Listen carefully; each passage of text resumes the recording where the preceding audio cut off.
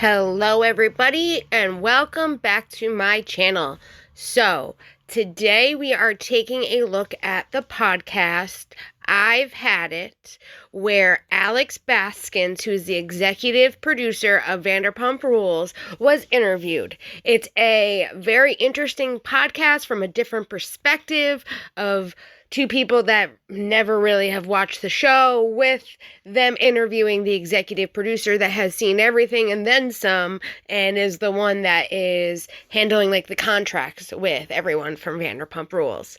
So let's get into this, and also don't forget to subscribe to my channel so you can get notified every time a video is posted.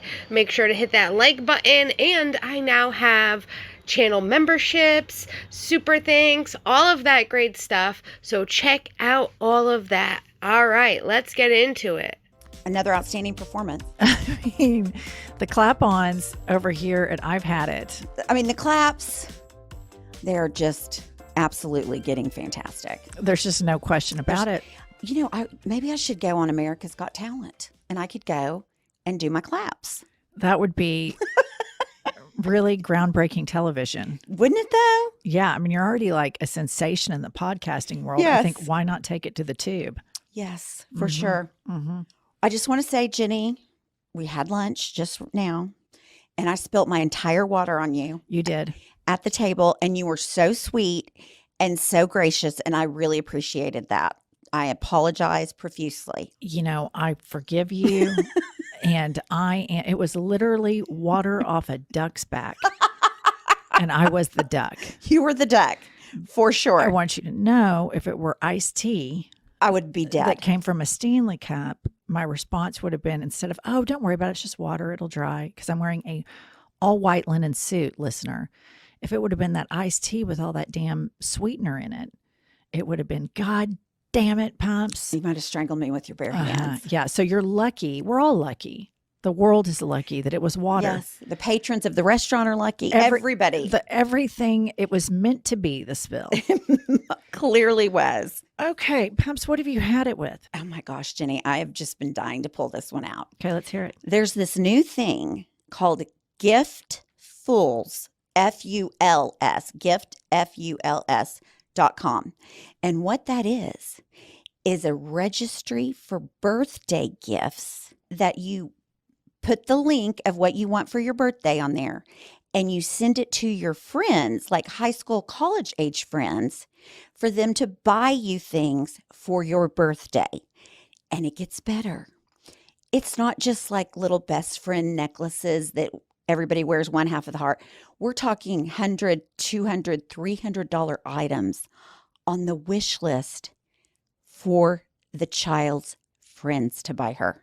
This is so fucked up. I was like, the entitlement, my first thought was, if Emily has one of these, I will snatch her hair out. Of course she didn't. But I mean, the entitlement to want your friends to think anybody gives a shit about your birthday except you. The breathtaking lack of awareness. It's unbelievable. To put that on there. Yes. And just like that somebody doesn't feel the embarrassment. Like, I'm just sitting here thirst trapping for gifts. Right. I've seen a list and I could not believe the prices. And I'm like, I mean, I'm assuming you would send How old was the person you saw the list for? high school, college age, 16, 17, 20? 18, probably 16. A lot Boy of or sweet girl? 16. Only girls, you would have to think. I can't believe the parents. That's what I'm thinking. I would have never allowed it. The last several birthdays I've done for my kids, and it's just like, because one's 20 and the other one's 16, is to invite their friends over, and I say, no gifts, please. I can't even remember the last time we had like an official party. I mean, when we do I'll do a text to invite his friends, and I'm like, no gifts, Right. please. No. Like, we're at the age that we're past that. Your 21st birthday, all your friends buy you a shot. That's it. That's the list. Like, friends don't buy like gifts for each other. And if it was like a memento, like a really good smelling candle that you knew I loved and you ran across it. But for a 16, 17, 18, 19-year-old girl to put hundreds of dollars worth of gifts that she wants for her friends to buy her, I cannot even tell the entitlement, the lack of self-awareness. You know how fucked up this person is going to be when they go out in the real world, away from their parents. Right. And there's no the only saving grace for this person that does this is that her parents are so rich that she ends up with a trust fund that could choke a bull. Right. So she doesn't have to worry about it. Other than that, and she's still going to have a lot of problems because I think this is it sounds very histrionic personality disorder to me. Just look at me, look at me, look at me, look at me. It sounds like a mental disorder that somebody would do that and not have any sort of self-awareness trap to cease it's like main character syndrome. Big time. I mean, it's embarrassing. Well, it's like everybody turns 16. So it's not like you're the most special person in the world. Birthdays are just, I've had it. They're stupid. I mean, when you're little, yes, it's but once you get when older, you turn 16 and you can drive a car, great. You turn 21, you can legally drink, great. But beyond that, there's no shut the fuck up. Everybody has a birthday. I've never heard of these kind of sites that do these birthday lists for people to give them a link and say, here, this is what I want. It sounds pretty crazy that kids are putting $200, $300 gifts on their birthday list for their friends to buy. I know my friend wouldn't be buying me a $300 gift, maybe for a very, very special occasion, not my birthday. But they're also good to have. I mean, with me, my family lives far away from me, so we do the Amazon wish list for birthday, Christmas, Father's Day, Mother's Day, all of that. It's very easy, and then it gets shipped right to their house. But these birthday lists for parties, that's interesting. All right, this next part of the podcast is all the juicy, juicy stuff with Alex Baskin. So let's get into it. Anyway, listener, you're always learning new things. Always learning positive, positive, positive. Let me tell you what I've had it with. Lay it on me. So I get on to Instagram, and this girl has made this super reel of herself. One could say it's a sizzle reel, a hype reel, where she's decked out from top to bottom, making the skirt like a fan on her, but you don't see the fan, and the skirt's blowing, and then she's looking over her shoulder, and then it's like Vogue, and she's a photo shoot. Well, and it's all this mixed thing. And so I'm like, well, that's pretty strong to roll out on your Instagram page if you're not like Giselle or something. Right. It's a pretty strong video. And this is an local Oklahoma City person. Okay. In the subject, it says, my toxic trait is interrupting people. So I'm just okay, let's fucking unpack this. Right. Okay. First and foremost, your toxic trait is that you think your followers are so goddamn dumb that they don't realize that this whole thing is a thirst trap video, but you put it under the ruse of trying to act self-deprecating. Look at how hot and fantastic, and God only knows how many people participated in the production of this Instagram reel. But I'm going to kind of own myself and talk about my toxic trait is. Here's the deal. If you're getting on the World Wide Web and you're telling everybody what your toxic trait is, you're missing the most important one. And it is, number one, breathtaking lack of self-awareness. That's your fucking toxic trait. Right. So if you want to do a scissor reel, put it out, fucking work, Vogue, do all the shit you got to do, and then just put, my toxic trait is I like to thirst trap. Fucking own it. Own it, for God's sake. But all these Gen Zers and millennials, it's oh my God, my toxic trait is that, I like to investigate my ex-boyfriends. But then in the photo, they look like 12 out of 10. If you're going to thirst trap, fucking own it. Right. But I love influencing. I think I look hot in this photo. You're going to get a double tap from me for honesty. Immediately, right out of the gates, I'll be like, double tap. Do you happen to remember how many followers this person had? I'd be interested to know. I'm sure it's 800, 1,000. It's nothing to fucking, it's decent enough. But this is, the fact. So it wasn't like a 10,000. Fuck. Okay. No. Okay. No, it was a self-produced sizzle video under the guise of, I am so deep, I can point out my own character flaws. juxtaposed with, look at how fucking hot I am and the great quality of this Instagram reel. Right. Had it. Had it. Fucking It's kind of like the had it. inspirational quotes. Just own your shit. Own it. I'm fucked up. I'm attracted to narcissists. Here we go. Don't put all the narcissists or this and that. Just fucking own your shit, people. I'll double tap that shit. Right. Double tap. Welcome to I've Had It podcast. This is a podcast where we give you the life skills to live as an asshole. And we give you the life skills to where when you go out into the world, you can feign being a nice person. Right. It's a public service. It is a public service. My name is Jennifer. I'm Angie. We call her Pumps. She's the star of the show and the permanent record that's been decided. Today's a big day. It is a big day. Listeners, so some of you know that have followed Pumps and me for a long time that we were on a reality television show called Sweet Home Oklahoma. The production company for our show that was on Bravo is also the production company of Vanderpump Rules. And unless you've been living under a rock, there's been some fuckery that's gone on Vanderpump Rules. Right. We tried to live under a rock. Basically, everybody on the planet's talking about this. All these hot people work at a restaurant. They all fuck each other, except for these two people were in like a 9-year relationship. One of the guys' name is Tom Sandoval. He fucked his girlfriend's best friend behind his girlfriend's back for like 7 or 8 months, and they're all on the cast of this show. Well, the executive producer of this show is our personal friend named Alex Baskin. And so we're going to get Alex on here, and we're going to try to get some tea for you filthy animals that cannot get enough of this fuckery. So let's get Alex Baskin on. How are you? Great. Hey, Alex. Hey, Pumps. It's good to see you. It's great to see you. How are you? I am hanging in there. How are you doing? Fantastic. Alex, how much do you miss us? Oh my God, so much. I mean, look, you only reached out to me to tell me how sick you are of Vanderpump Rules. I don't feel loved. So here's the deal, Alex. It's a two-thronged situation. Number one, we've had it with Vanderpump Rules. Also, we're bandwagon jumping on because we'll be like way high in the podcast charts. And then like Stassi or Jax or somebody comes passing us because they've discussed Vanderpump Rules. So I'm in the office the other day and a girl that works for me is like Vanderpump super fan. And she's like, I've just been deep diving on the internet and this producer for Vanderpump said this and this and this and this. And I'm like, by chance is the producer's name Alex Baskin? She was like, yes.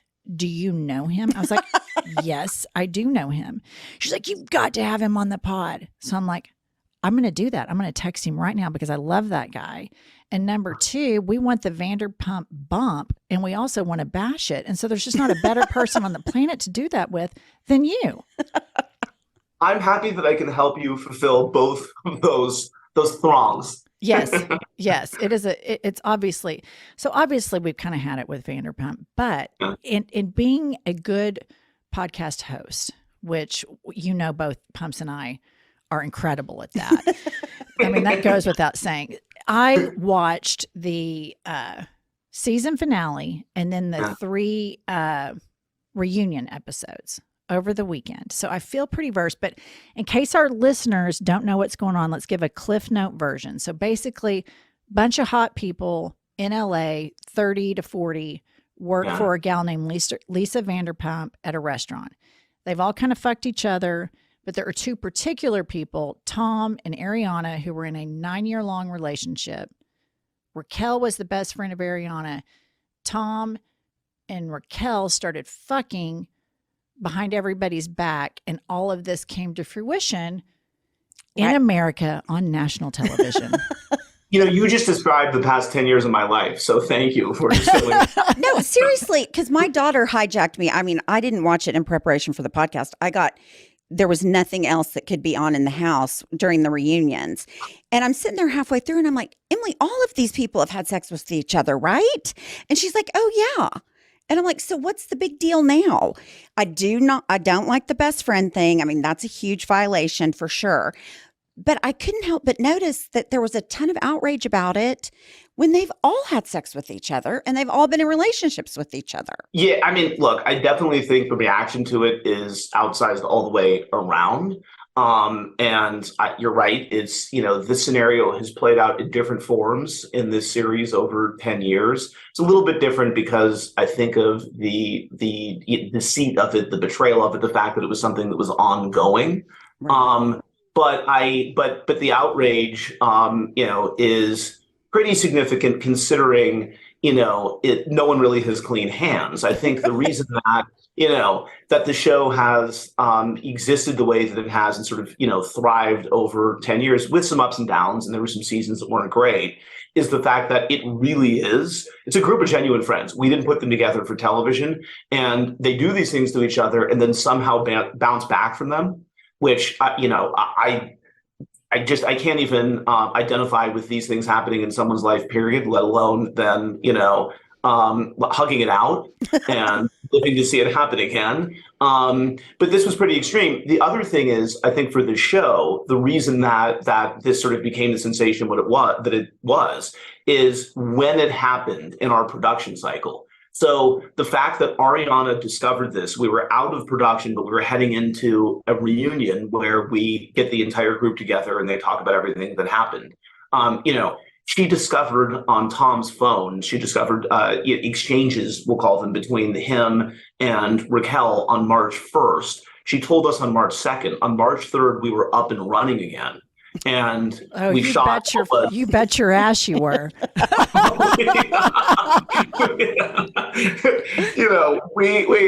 We're just here to document. So Totally. Let me ask you this. So when did you all, Evolution, the production team, when did you all find out about the relationship?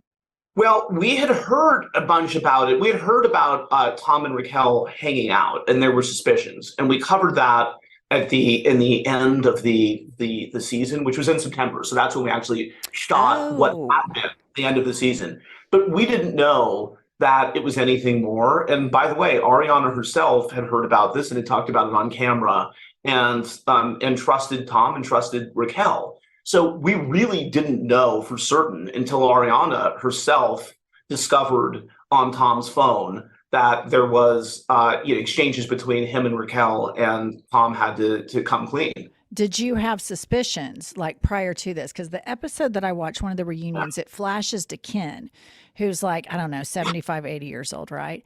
And it sounds like he's cracked the case. It's this flashback, and he's like, hey, did y'all notice that Raquel and Tom were in the hot tub? And I thought to myself, having been on a reality TV show before, you have 30 people everywhere you go with you. And I thought, if this old motherfucker has cracked the case, Evolution had to have been onto it to some extent through the show gossip of your filming cycle. I mean, we definitely were aware of the rumors, and we were, obviously had heard what Ken had heard. But I personally have to say, maybe I'm an idiot, but I almost thought it was so blatant that it couldn't be true. I really, at this point too, I should be the most suspicious person of all time. And with this group in particular, where there's smoke, there's fire, and every rumor turns out to be true.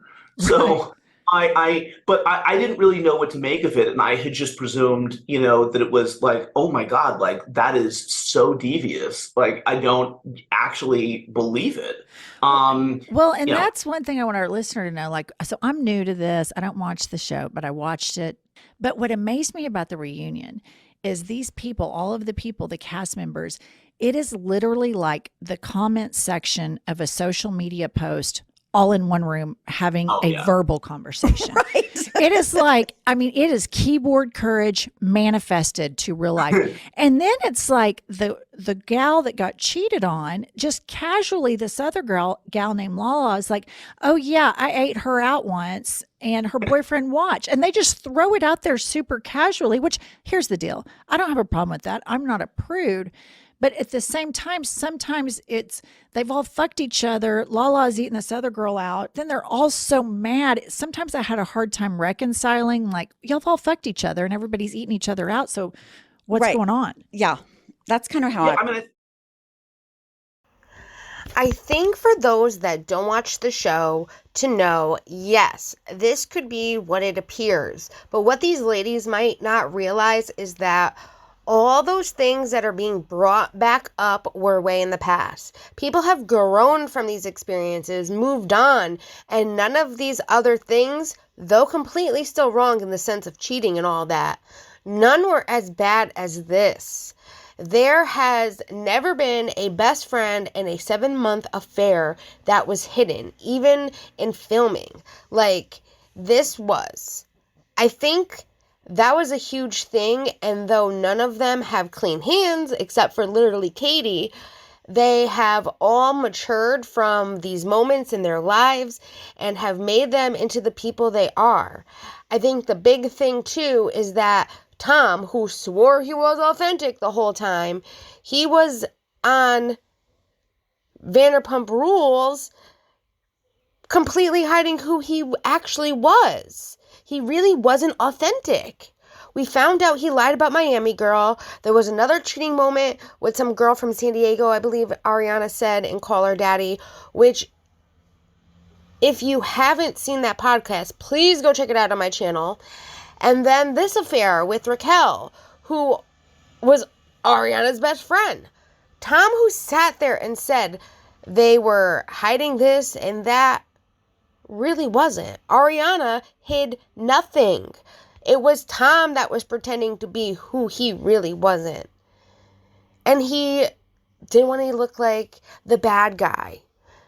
But anyways, I like hearing other people's thoughts on this, so let's continue and hear what Alex has to say about it all.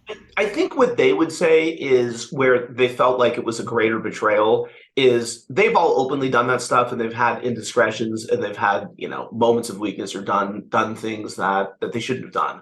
But I think the fact that this was ongoing, Right. and the fact that it was right under Ariana's nose and all of their noses, I think that's really what it was. But I agree. I mean, the sense of moral outrage is a little bit extreme. I almost felt sorry for the Raquel girl, not because, what she did was horrible. I didn't feel sorry for her at all. But they were all so hateful and mean and ganging on her. But she showed no contrition. No, she didn't show. I think she did say she was sorry, but she was outmatched. I did not feel empathy for her. I just felt like she was so outmatched. What she did is inexcusable. Period, full stop. But I did feel like, man, she is, because the guy with the mustache that she'd been fucking, he didn't run to her defense at all. What's his name? Sandoval? Tom. Yeah. What did you guys, what about the end? What about that, the coda? Did you feel bad for her after that? No. I thought that made her look worse. That's when she freaked me out even more. Yes, agree. Because at least during the actual reunion, she was like a deer in the headlights. Okay. Right. And everybody was against her. Then when she's doing the one-on-one with your showrunner or one of your producers, she's talking about the affair and she's smiling. And you can tell that she has, very fond memories of it. Her body language and everything. I was like, she feels zero remorse for this. And I didn't buy, I hate lying. I hate being deceitful, because every time she spoke about Tommy, you could tell that she was overtly affectionate towards him. I was going to ask you this, Alex. She was so inappropriate, her affect in that one-on-one. Was she just so nervous she was smiling and giggling? Or is it that she was, like Jennifer said, just had such fond memories and it, couldn't control it? I think she was struggling under the weight of the whole situation. And so I think that was 6 days after the reunion, and clearly she was more unsettled than she even had been.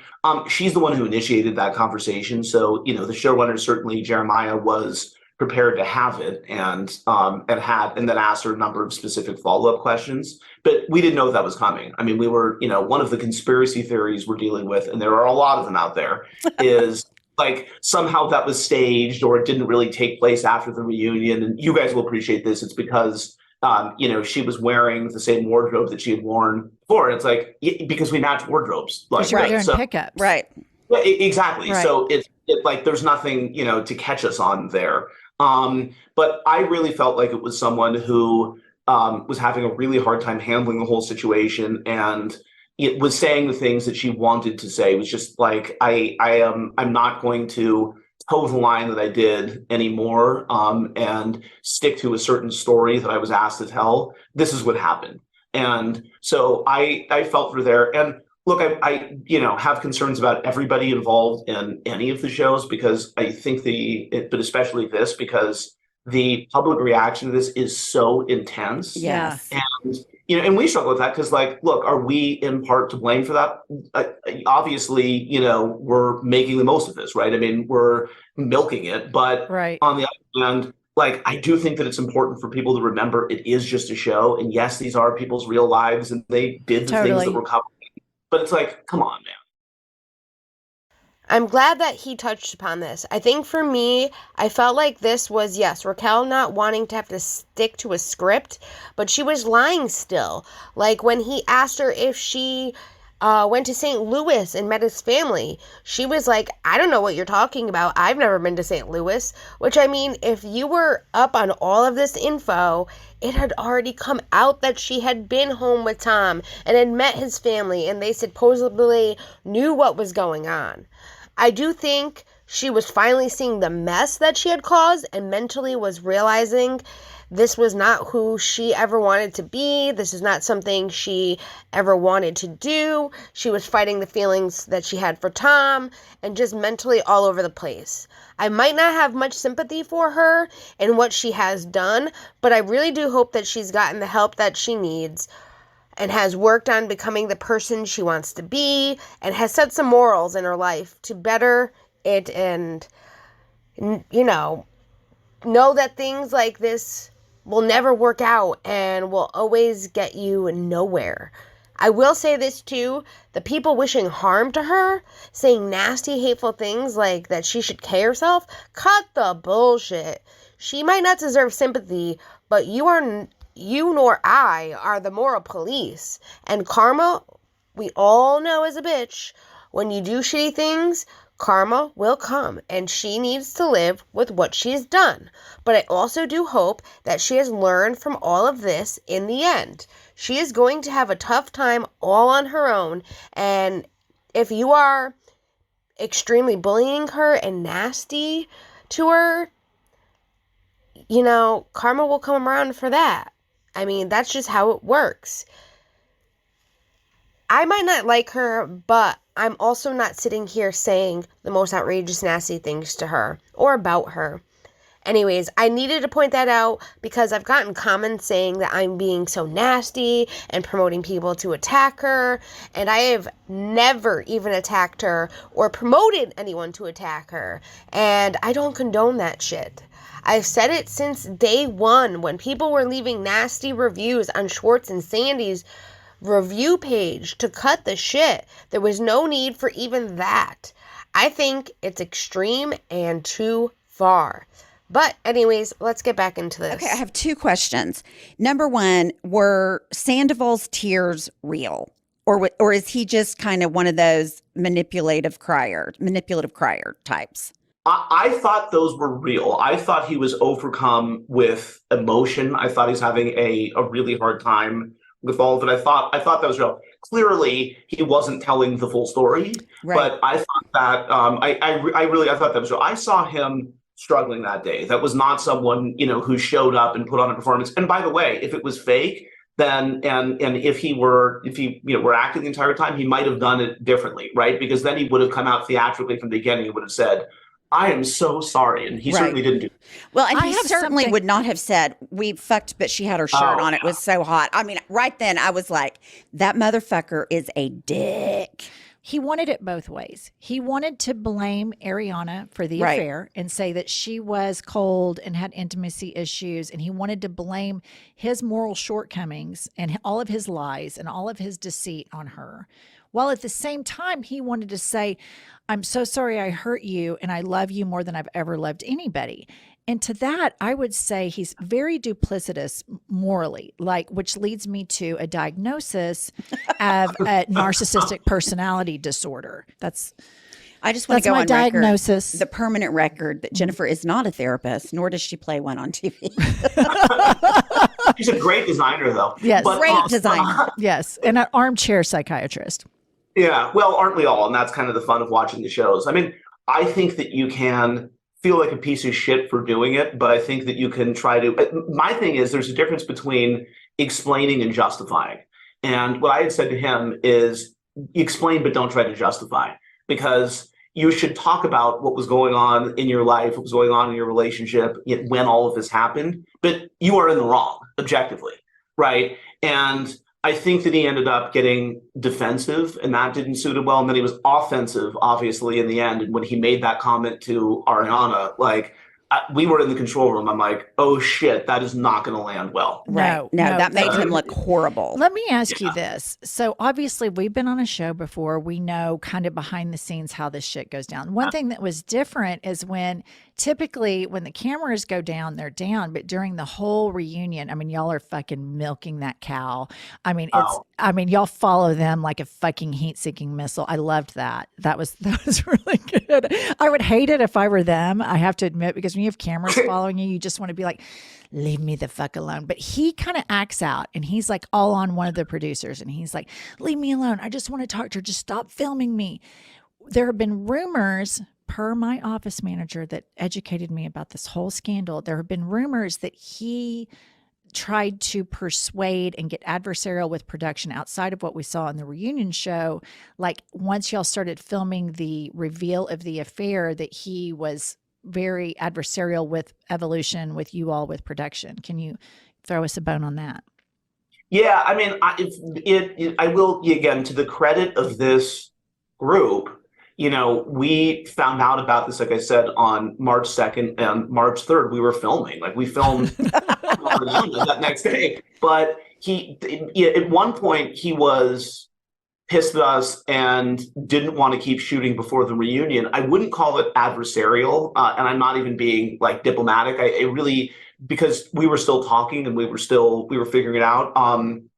Raquel had stopped filming with us, and she was a question mark to go to the reunion. And then a couple weeks before, we started conversations with her team, and obviously she ended up there. But yeah, I think Tom was spiraling, and I think for the cast, I think it's really hard when they realize it's a situation they can't control. Yeah, right. And so I think, and that is, by the way, why we keep filming at the reunion, because we're sort of like, oh, okay, now you're not going to get a moment where you guys can get your stories straight, or you want to blow off steam.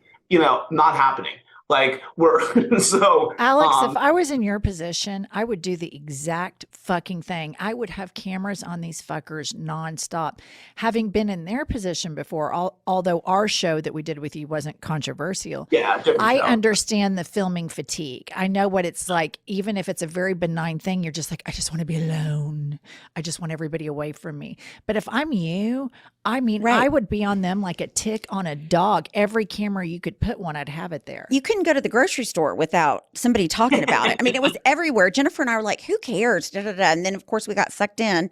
But let me ask you this. How are you going to film with everybody moving forward? I mean, I'm assuming it's the same cast. Yeah, I mean, it's a challenge. It's the great question, and the one that we really can't answer until we start filming. I mean, we have certain thoughts. Like, look, this group is very connected to each other. As I keep pointing out, as of this day, Tom and Ariana still live in the same house together, right? And they are.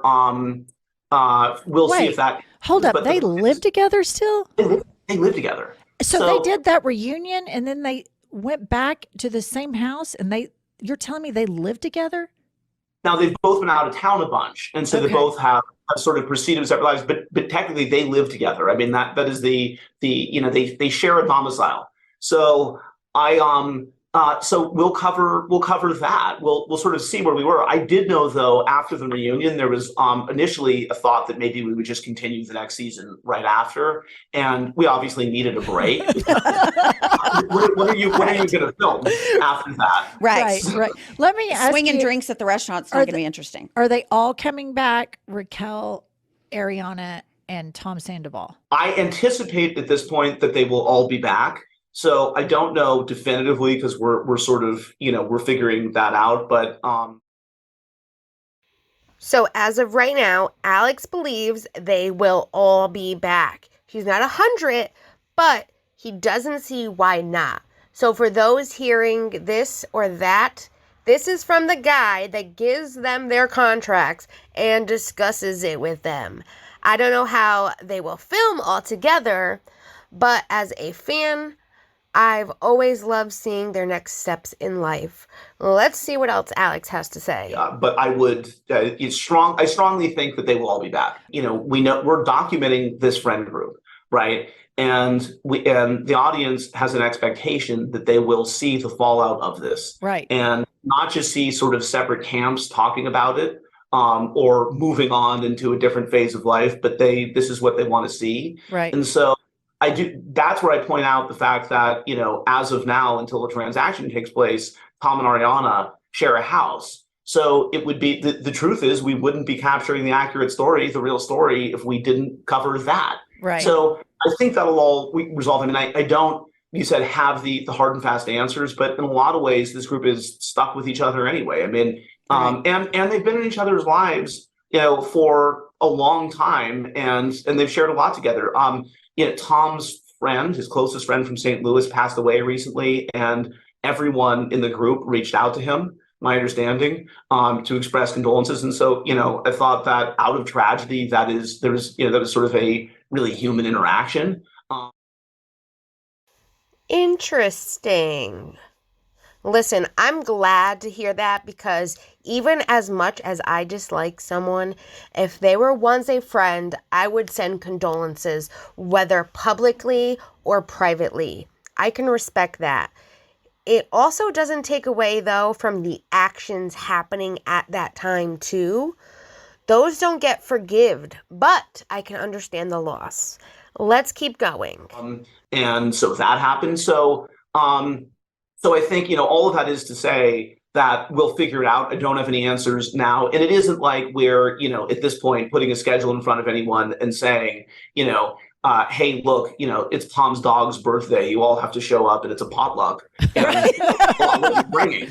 Right. Right. So, I would think, I mean, if I took the job when we were on the show as a job, and you have to be professional. And right. I wanted to be on time, and I wanted to, do a good job. And if I were in their situation and you sign up after this huge fucking scandal that everybody's literally like putting into their veins, smoking, snorting, they can't get enough of it. You would say, if I sign up to do this again, I'm going to have interactions with all members of the cast. Otherwise, why would I sign up to do it? I mean, I think there has to be a concession from the three and from the others that might be pissed off at the three that we're signing up to do this. This is what the show's about. So we have to play in the same sandbox together to make good television. Are Tom and Raquel even still together? If this was March, it's June. Well, I think that's I know that they're still talking. Raquel has been indisposed. Raquel is right now in a mental health facility and is trying to sort of center herself. And so she's been she's been on her own, obviously. So she's been sort of isolated. So I can't speak to sort of where things are. Tom has been, I know he's been traveling a bunch with his band, and which is probably a good thing to, in some ways, not to be just cooped up at home, kind of, trapped in this. So I think that all remains to be seen. I mean, this is an extreme version of two people who ended up having a relationship with each other and alienating a lot of people and are stuck with each other. Right. Because the reaction to it is so strong. So I think, sort of remains to be seen what happens between them. So let me ask you this. So you have this expectation where you've had like this gangbuster season. It's gone viral. You probably brought on, broken all ratings records, brought on a lot of new viewers. And so next season, it's like, is it going to be the limp dick season? So there have been rumors that you are going to bring back another like old retired Vanderpumper. And so you can tell us here first, Alex, your good old gals from Oklahoma, who's in the running from the castaways to come back on Vanderpumps? Well, I think it's likely that next season is the same principal cast that you've seen, and then there might be some appearances from others, but we're not looking to just shake things up by throwing other people into the stew. So it's a rumor that makes a lot of sense, Right. because that is like still a group of friends that are really connected to each other. Right. So I get where it's coming from, but I also think that we want to see, this group hash it out, and we want to see this group figure it out. And as much as, like, sure, look, I always feel the pressure. I certainly do after this, because to your point, I think it would be, easy for expectations not to be met, and I don't want that, obviously, but we also don't feel like we need to do any stunt or stick a firecracker up the ass of the show. But Right. I think we have a lot to work with. Right. You got lots of firecrackers. So you heard that as well here, that there may be guest appearances from, say, Jackson, Brittany, or Kristen, but as of what Alex is saying right now, there is no returning old cast members that are signed up, say, to be full-time cast members. Very interesting. So this next part, real quick, is going to be what I call the comment of the week. So this comment is from last week's video with Jackson, Brittany, and Schwartz. And it's from Jessica. And Jessica says, Tom Schwartz may still not be aware of just how much Sandoval influenced him in such a negative way regarding his relationship with Katie Maloney. Over the years, we could hear Sandoval constantly putting Katie down, bad-mouthing her, cozying up, and telling Schwartz how great he was and how terrible Katie was. Listen to the narrative over the years. You know that you will be influenced. Sandoval knows that he needs a loyal friend on his side, and Tom Schwartz filled that role. Sandoval reaped his harvest from that friendship in many ways, such as using the decoy of going to Schwartz's house to basically gain a pad where he could cheat on Ariana without having to check into a hotel and get caught with the credit card receipts later on. Poor Schwartz was used, not just now, but over the years. Schwartz's episodes of cheating or making out with other girls while with Katie, no doubt, were situations where Sandoval was leading the way. Schwartz is a friendly guy and no doubt very outgoing, but I just don't see him going after girls like a dog to cheat on Katie without Tom Sandoval leading the way. It is so sad to see the dissolution of Katie and Tom's marriage, but without any doubt, Sandoval was the main puppet master behind all the influencing Schwartz behind the scene. Too bad Schwartz didn't see it and maybe still does not see it. Schwartz would be so horrible to Katie, never supporting her and always taking the side of anyone else, no matter who, even strangers, over Katie. A marriage cannot survive this way, not only a matter of loyalty, but of the lack of respect. Sandoval really opened our eyes and no doubt fooled many. He is selfish, heartless, and clearly a narcissist. If Tom Schwartz wants to move on in life and see different outcomes with his future relationship, he needs to find himself better friends. Not like Sandoval, for sure. And the next comment was a reply from Anne, said, Jessica, Sandoval was horrible to Katie, and Schwartz really needed to stand up to him for that. Schwartz was always more concerned with Sandoval over his own life. Well, look what he ended up with. I agree with what you were saying, but Schwartz really needed to grow up and be married and on his wife's side. I agree with everything from Jessica, and I agree with Anne.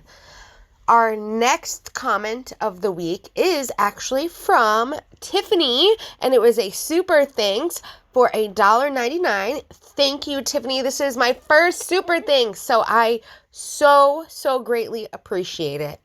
And it says, thanks. I have been going through this for 4 years after 12 years together, and they were cheating for 2 years before I finally found out. Narcissists are so slick until they get caught. Her strength finally got me to shut that damn door. Tiffany, I am so very sorry for what you have gone through.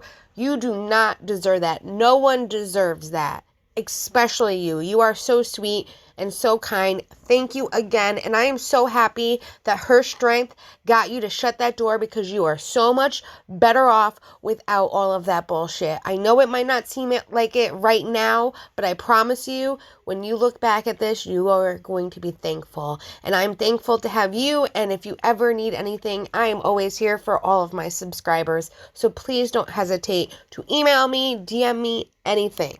Thank you again. All right, guys. Now, this next part of the podcast is the I've had it or not.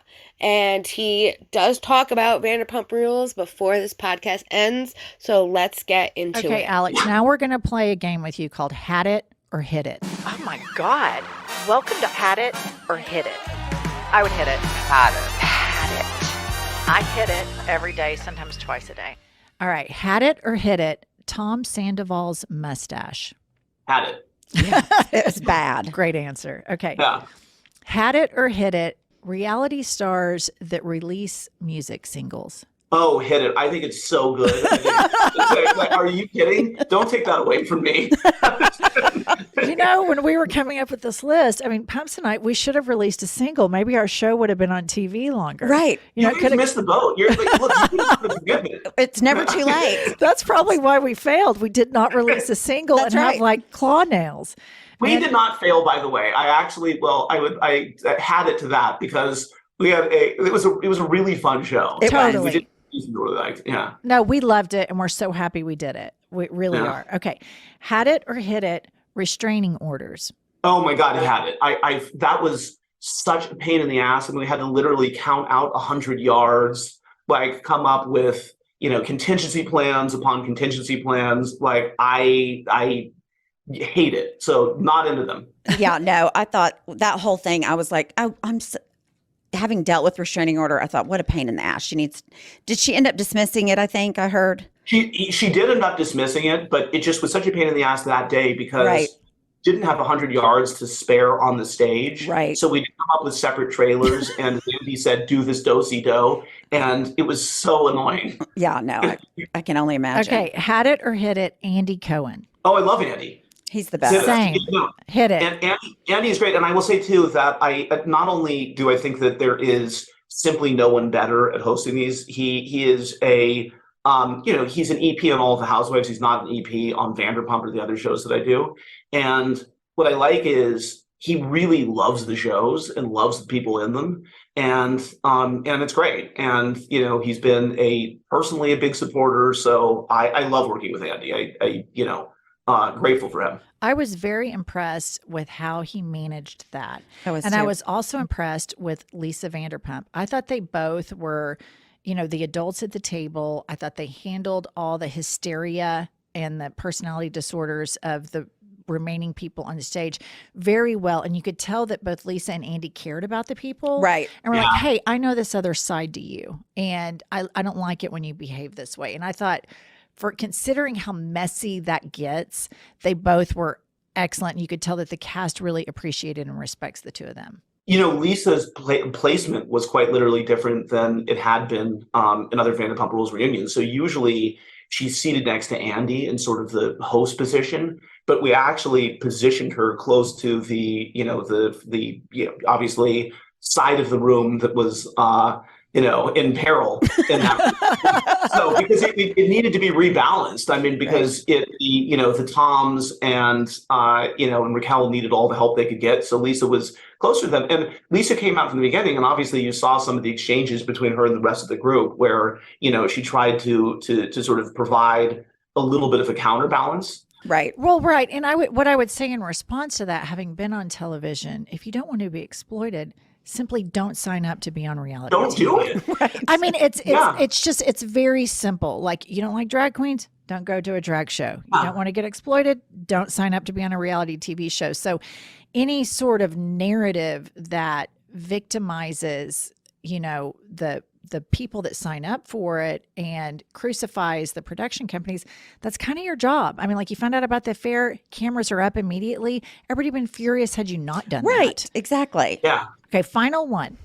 Have you had it or would you hit it? Scandoval. Oh, I've had it. I'm so sick of it at this point. And, I mean, that's where I, in the one hand, recognize what it's done for the show. Like, for example, there is, there's a push for us to be nominated for an Emmy, and we wouldn't be having, this conversation without it. So, but it's time to move on. Right. So I think that, crazy, wild moment. I applaud production for springing into motion and, handling it the way that they did. And same thing with the cast. They, fully told the story. But guess what? It's time to turn the page and move on down the road. Yeah. Okay, Alex, one thing. Fuck, marry, kill. Do you know how to play that? I love fuck, marry, kill. Okay. Fuck, marry, kill. Raquel, Ariana, Lala. Oh, I mean, that is You so have to evil. do it. Don't be a pussy, Alex. You got to do it. That is so evil that you would I am a respected producer. That's right. I can't possibly play these games. And now you're in the gutter with us. Go on. Why did I agree to this? Why did you? That's a really good question. No, I agreed to it, by the way, because I love your show. And it's been so much fun to see the attention that it's garnered, and obviously just how much fun that you guys have. So I miss you guys. Thank we you, miss Alex. you, Alex. So are you going to dodge? I'm going to dodge. I am that's where I would be a terrible cast member, and I'm a complete wimp. All right. Well, Alex Baskin, we cannot thank you enough. We love you. We loved working with you when we were on a television show with you, and we love having you on. Alex, Excellent. you made us super cool with a lot of our listeners for our podcast are a lot younger than Pumps. They're like, 20 to 35, the major demographic. So this makes us super cool to know you, to have you programmed into our cell phones. And, we're hoping that this turns, we chart past all these Vanderpumpers in the podcast world. But see, there's a lot of pressure because if you don't, then We'll blame you. Yeah. You've had it with me. I get it. That's right. No, Alex, we love you. Thank you so much Thanks, for coming Alex. on. Will do. Bye, guys. Bye. Okay. I think this was a great interview. I think it was also nice to hear that they are all planning on coming back. And I enjoyed hearing a different perspective as an executive producer of the show and what he had to say about everything involving it. Now, there is only a little bit left from the ladies, so make sure to leave me your comments down below about what you think about this interview with Alex Baskin. Alex Baskin. You know what? He's Pumps, amazing. What? Vanderpump. Oh, God, no. Pumps. Vanderpump. No, maybe I should go be Pumps, on it. Vanderpump. Maybe you should be I'm a on little it. old. They have some lesbian arc stuff going on there. That was the one thing that got me when I watched that reunion is how that Lala was like, yeah, and I ate her cookie while you watched. And I was like, wait, hold the phone. So I have to come to work the next day and ask the girls in the office, so was that Lala eating the vagine of Ariana, the girl that got cheated on? And she was like, oh, yes. Yeah, there's just a lot of intermixing over there on that show. Here's the deal. They're hot. They're all I don't hot. They give a- all work in a bar together, I think. Yeah, I don't care that Right. they're all sleeping around, whatever. Everybody's, totally taken with this. I hope that we gave all these, filthy animals that follow Vanderpump Rules religiously, like Madison that works for me, who just she cannot get enough of this. Right. Hopefully, we've satiated their appetite. Yes. Richard, have you watched this Vanderpump Rules stuff? Not at all. Does it make you want to? Not at all. I rather watch reality shows, so that sounded aggressively like drama. Oh, It's is. hyper drama. It's aggressive It drama. might be too much for me. Yeah, it Yeah. is aggressive. How many drama. seasons is it? Like 10. 10. I Oh, think. wow. Okay. Yeah, it's 10. There's a lot of shit going on over there. Yeah, clearly. All right, listener, we are going on tour. So please follow us on social media and you can find out if we are going to be live at a city near you. And you can come meet Princess Diana and myself, and we are going to be so happy to see you. Follow us, like us, TikTok us, send a voice memo to our Instagram feed. Thanks so much, listener. Bye. All right, everybody, that's it for the I've Had It podcast. Be sure to hit that subscribe button and don't forget to hit the bell so you get notified every time I post a video or go live. I am going to be scheduling a live, so make sure to look out for that. Don't forget to hit that like button before you leave, and also go check out all of my other video and podcasts with commentary. There's some good ones out there.